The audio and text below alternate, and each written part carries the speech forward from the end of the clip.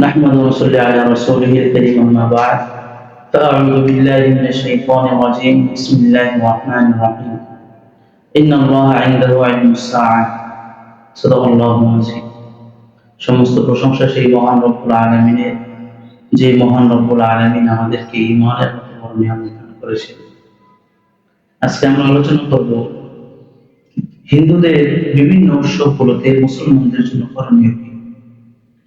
ইসলাম ধর্মের মূল শিক্ষা, মূল দর্শন হচ্ছে একত্ববাদী বিশ্বাসী হওয়া, একমাত্র আল্লাহ পাক রব্বুল আলামিনের জন্য ইবাদত করা এবং ইবাদতের ক্ষেত্রে আল্লাহ তাআলার সাথে অন্য কাউকে শরীক না করা এবং এই ধারণাও না। আল্লাহ পাক রব্বুল আলামিন কোরআনের মধ্যে বলেছেন ওয়া'বুদুল্লাহা ওয়া লা তুশরিকু বিহি শাইআন, তোমরা আল্লাহ তাআলার ইবাদত করো, ওয়া লা তুশরিকু বিহি শাইআন, এবং কোনো কিছুকে আল্লাহ তাআলার সাথে তোমরা শরীক করিও না।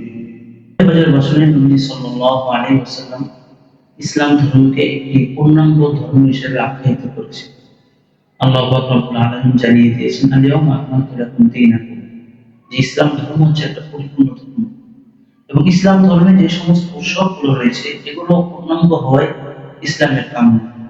আমরা দেখি প্রতি বছরই যখন দুর্গা পূজা এবং হিন্দুদের বা বিধর্মীদের যে উৎসবগুলো আসে ওই সময় আমাদের মুসলমান ভাইরা তারা বিভিন্নভাবে হিন্দুদের বিভিন্ন উৎসবের ভিতরে তারা একত্রিত হওয়া শুরু করে এবং সেখানে যাওয়া শুরু করে।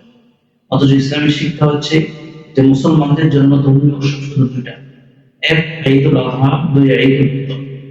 নবী সাল্লাল্লাহু আলাইহি ওয়াসাল্লাম আমাদেরকে জানিয়ে দিয়েছেন সুনান আবু দাউদের 1134 নম্বর হাদিসের বর্ণনা, সেখানে এসেছে কদিমা রাসূলুল্লাহ সাল্লাল্লাহু আলাইহি ওয়াসাল্লাম, নবী সাল্লাল্লাহু আলাইহি ওয়াসাল্লাম যখন মদিনাতে আগমন করেন তিনি দেখেন ওয়ালাহুম ইয়াওমান ইয়ালআবুনা ফীহিমা, মদিনার লোকেরা দুই দিন আনন্দ উৎসব করে। ফাকালা রাসূলুল্লাহ সাল্লাল্লাহু আলাইহি ওয়াসাল্লাম, নবী জিজ্ঞেস করলেন মা হাদা ইয়াওমান, এই দুই দিন কি?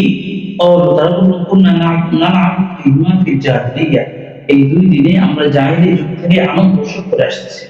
নবী সাল্লাল্লাহু আলাইহি ওয়াসাল্লাম বলেন ইন্নাল্লাহ ক্বাদ আবদালাকুম বিহিমা খায়রান মিনহুমা, আল্লাহ পাক রব্বুল আলামিন তোমাদেরকে এই দুই দিনের চেয়ে উত্তম দুইটা দিন দান করবেন, ঈদুল আযহা ওয়া ঈদুল ফিতর। তো মুসলমানদের ধর্মীয় উৎসব হচ্ছে এই দুই দিন, ঈদুল আযহা এবং ঈদুল ফিতর। বর্তমানে আমরা যদি দেখি আমাদের দেশের এক দল শিক্ষিত গ্রুপ তারা একটা স্লোগান বের করেছে যে ধর্ম যার যার, উৎসব সবার। যদিও তারা তাদের নিজেদের বেলায় এই স্লোগানের ধারের কাছে আসে না, কিন্তু মুসলমানদেরকে তারা বিভিন্নভাবে সন্তুষ্ট করার জন্য তাদেরকে এই স্লোগানটা দেওয়া। একজন মুসলমানের জন্য বিধর্মীদের ধর্মীয় উৎসব তথা মূর্তি পূজাগুলোতে, দুর্গা পূজা হোক বা যে কোনো পূজা হোক, ধর্মীয় যে সমস্ত উৎসব রয়েছে সেগুলোতে প্রবেশ করা, সেই সমস্ত জায়গায় অবস্থান করা সম্পূর্ণ হারাম। হযরত ওমর ফারুক রাদিয়াল্লাহু আনহু হাদিসে বর্ণিত আছে, তিনি বলেছেন লা তাদখুলু আলাল মুশরিকিনা ফি কানাইসিহিম ইয়াওমা ঈদিহিম, তোমরা বিধর্মীদের ধর্মীয় উৎসবের দিনগুলোতে তাদের ধর্মীয় জায়গা তোমরা উপস্থিত হও না, প্রবেশ করিও না। ফাইন্না সাফতাদা তানজিলু আলাইহিম, কেননা 24 ঘন্টা মানে সর্বদা ফাইন্না সাফতাদা তানজিলু আলাইহিম, তাদের উপর সর্বদাই আল্লাহ তাআলার গজব অবতীর্ণ হতে থাকে। ওমর ফারুক রাদিয়াল্লাহু আনহু থেকে আরো বর্ণিত আছে, তিনি বলেছেন ইজতানিবু আদাওয়াল্লাহি ফি ঈদিহিম, তোমরা আল্লাহ তাআলার দুশমনের উৎসবগুলোতে কিছুতেই অংশগ্রহণ করিও না।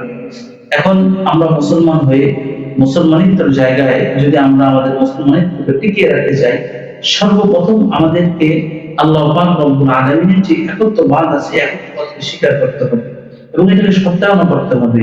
আমরা যদি আমাদের কর্মভূমিতে বা বিভিন্ন পেশায় আমরা এমন কাজ করি যে কাজগুলোর দ্বারা শিরককে সাব্যস্ত করা হয়, যেমন একজন ব্যক্তি সে যদি ইসলাম গ্রহণ করার পরে কোন ধর্মীয় বিধর্মীদের কোন ধর্মীয় উৎসবে যায় এবং সেখানে সম্মানমূলক কোনো কাজ করে, ওগায় গ্রামের স্পষ্ট বক্তব্য আছে যে সে তার ঈমান চলে যাবে এবং সে কাফের হয়ে যাবে। আর এমনিতে যদি সে সেখানে প্রবেশ করে, যে উদ্দেশ্যে প্রবেশ করুক না কেন, তার এই প্রবেশ করাটা সম্পূর্ণ হারাম হয়ে যাবে। এবং মুসলমানদের মধ্যে থেকে কেউ যদি হিন্দুদের কোনো ধর্মীয় উৎসবের ভিতরে চাঁদা দেয় বা বিভিন্নভাবে তাদেরকে সাহায্য সহযোগিতা করে, তো তবে তাদের এই সাহায্য সহযোগিতাটা পরিপূর্ণ হারাম হবে।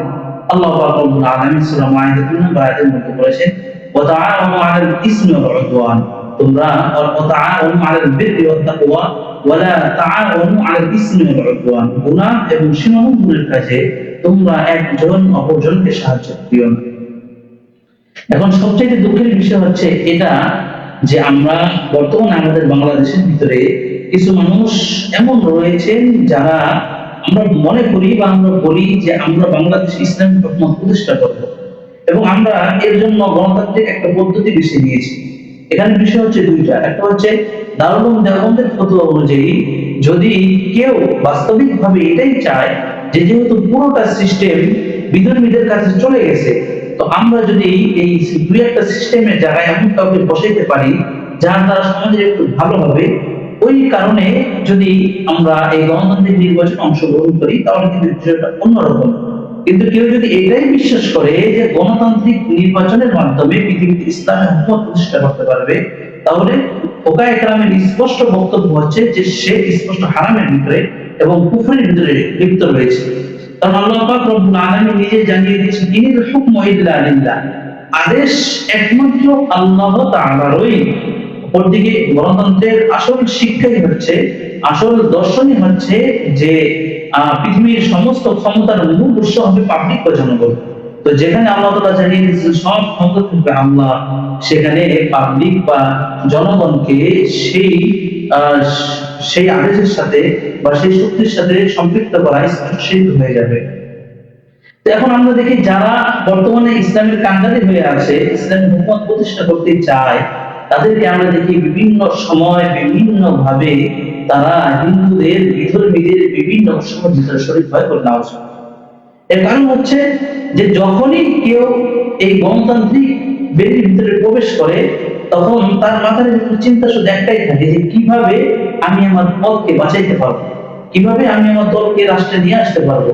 আর এই চিন্তা যখন তার মাথার ভিতরে আসে, সে বিভিন্ন ভাবে ইসলামের যে সমস্ত নিষেধাজ্ঞা গুলো রয়েছে এই নিষেধাজ্ঞা গুলোর সে অমান্য করা শুরু করে।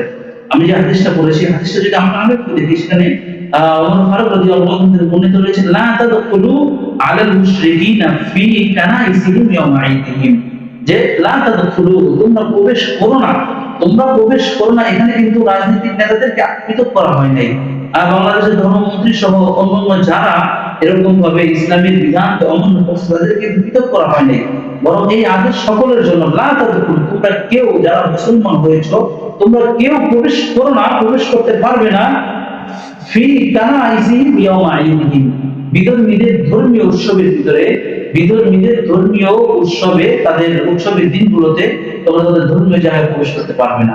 তো এই বিধান হচ্ছে আমাদের সকলের জন্যই। এবং আমরা যদি ইসলাম আরেকটু দেখি, আরেকটু ভালোভাবে বুঝতে যাই, যে আমরা অনেক মুসলমানই বিভিন্ন ভাবে যখনই হিন্দুদের বিভিন্ন উৎসব গুলো আসে আমরা চিন্তা করি যে হিন্দুরা তো আমাদের ঈদের সময় আমাদেরকে বলে ঈদ মুবারক, তো আমরা কি তাদেরকে বা তাদের ধর্মীয় উৎসবে তাদেরকে কোনোভাবে পূজার বা তাদের উৎসবগুলোর শুভেচ্ছা জানাতে পারবো কিনা? ইসলামী শরীয়তে ফুকায়ে কেরামের স্পষ্ট বক্তব্য হচ্ছে যে হিন্দুদের যে সমস্ত ধর্মীয় উৎসব রয়েছে এই সমস্ত উৎসবে কোন মুসলমানের জন্য তাদেরকে শুভেচ্ছা জানানো স্পষ্ট হারাম এবং কবিরা গুনাহ। এর বিস্তারিত আমরা পাবো কিতাবুন নওয়াজিলের। আমরা যদি কিতাবুন নওয়াজিলের 16 নম্বর খণ্ড দেখি, 16 নম্বর খণ্ডের একটা অধ্যায় পাবেন আপনারা, কুফার ও মুশরিকিন কে সাথ মিলজুল করনা।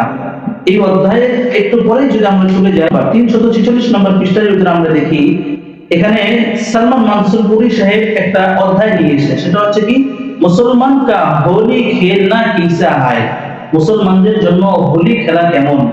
उत्तर তিনি বলেন होली की त्योहार में किसी तरह भी शिरकत करना जायज नहीं, ये गैर मुसलमानी का मजहबी शिआर है। মুসলমানদের জন্য বিধর্মীদের যে সমস্ত উৎসব রয়েছে, চাই সেটা হোলি খেলা হোক বা অন্যান্য যে সমস্ত বিষয় রয়েছে, এগুলোতে মুসলমানদের জন্য প্রবেশ করা বা অংশগ্রহণ করা স্পষ্ট হারাম।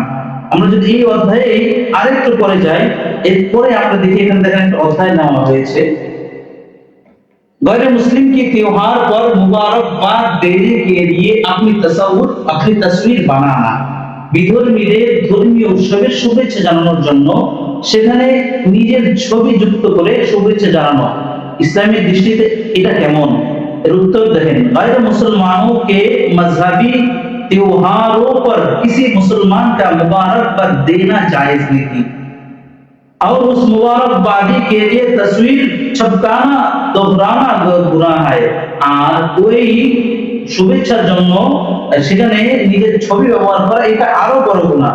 অতএব কোন মুসলমানের জন্য কোনোভাবেই, চাই সে রাজনৈতিক নেতা হোক, ইসলামিক যে কোনো দলের নেতা হোক না কেন, বিধর্মীদের যে কোনো উৎসবে সে শুভেচ্ছা জানানো বা এটার জন্য সে কোনোভাবে সহায়তা করা, সাহায্য করা মুসলমানদের কারোর জন্য কখনো জায়েজ নেই।